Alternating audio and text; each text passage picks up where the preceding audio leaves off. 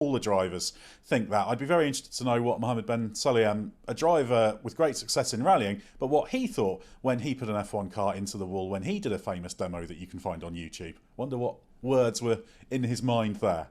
The point you made there, Ed, about if you want to keep it out the broadcast, fine. That to me is what is so absurd about this, because that is okay. There was some other stuff wrapped up in it, which is what I was saying at the start, but that was at the crux of what Ben Sulayem was saying when this became a talking point going into the Singapore weekend. He wanted it to be kept out of the broadcast as much as possible, but that's how badly he screwed this up. That's how badly his choice of words were. That's how heavy-handed it was. It became a much bigger controversy when the fundamental point he was making in the original instance was absolutely fine.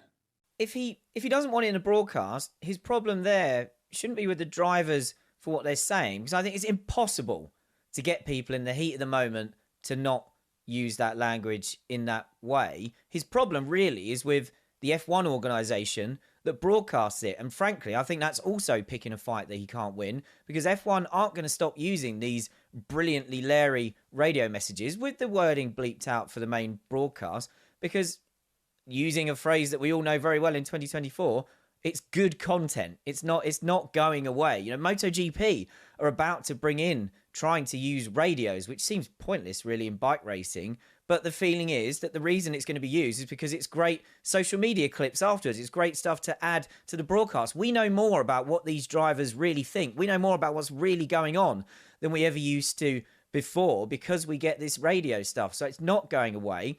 Interestingly, in the early days of radio being used in F1, teams and drivers would often deliberately swear so it wouldn't get used on the broadcast. And then F1 eventually worked out, well, if we just use a bleep machine, then we can use all of this really juicy stuff that they're trying to cover up.